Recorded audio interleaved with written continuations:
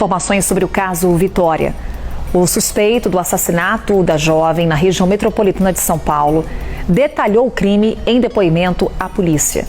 A CNN teve acesso ao depoimento do suspeito e também teve acesso ao laudo do Instituto Médico Legal, que apontou a causa da morte da jovem Vitória.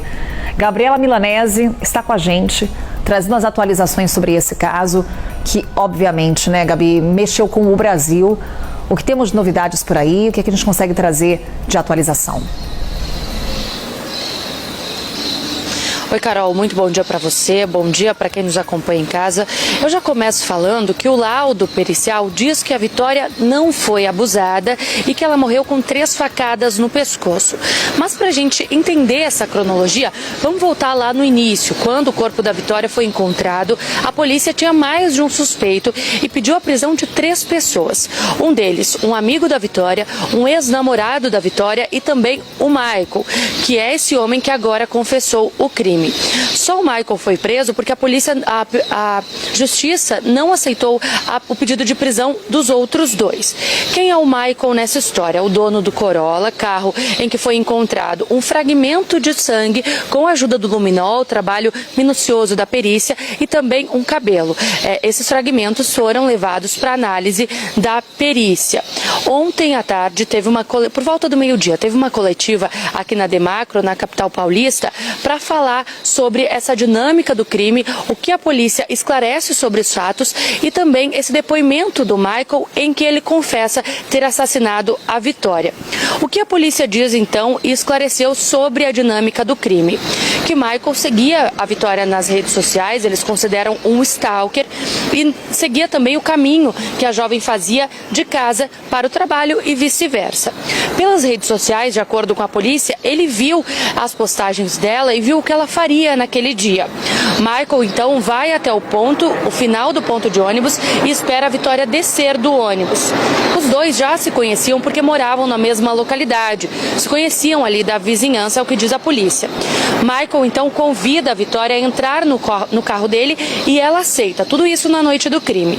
Em determinado momento, a Vitória começa a se debater, tem uma espécie de agressão ali no carro e o Michael atinge o pescoço dela com golpes de faca, uma faca que ele teria no carro. Essa é a versão da polícia. A gente lembra que o que o laudo diz é que não teve abuso e que a Vitória sim morreu com golpes de faca no pescoço. O delegado falou na coletiva, isso é importante, que o primeiro golpe foi na jugular e que ele usou a expressão até que nesse caso, quando a pessoa é morta dessa forma, o sangue jorra até o teto. Mas a gente lembra que no carro dele, local em que ele teria matado a Vitória, foi encontrado apenas um fragmento de sangue com a ajuda do luminol. O delegado falou que ele teria agido sozinho nesse caso, que ele tem traços de psicopatia. Vamos assistir. Uma pessoa dessa não consegue trabalhar com outro psicopata. Geralmente eles são extremamente narcisistas, extremamente egocentristas e controladores. Ele não conseguiria, entre ele e o outro, ter uma empatia ou uma lealdade entre eles.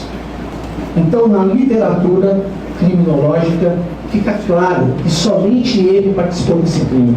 Primeiro porque ele já vinha perseguindo, nós chamamos de stalker, já há muito tempo ele vinha perseguindo a vítima. O Michael disse ainda no depoimento dele que ele teria matado a Vitória porque ela teria ameaçado contar para a esposa dele que eles tiveram um caso há cerca de 1 ano. Essa foi a versão do depoimento dele. Ele também afirmou que não sabe como o corpo dela foi desenterrado, nem como os cabelos dela foram removidos. E ele também disse que não teria voltado ao local onde o corpo foi enterrado. E aí, Carol, tem algumas pontas soltas que a gente tenta entender sobre esse caso. Lá no início, quando a polícia encontrou o corpo, disse que o cabelo estava raspado, nós noticiamos isso aqui na CNN, e que o corpo tinha sinais de muita agressão.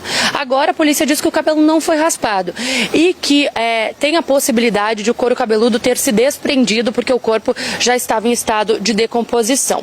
Tem outra questão. O depoimento de um vizinho diz que teve uma conversa alta entre mais de um homem na noite do crime por volta da 1h da manhã na casa do Michael. Isso é o que diz a vizinhança.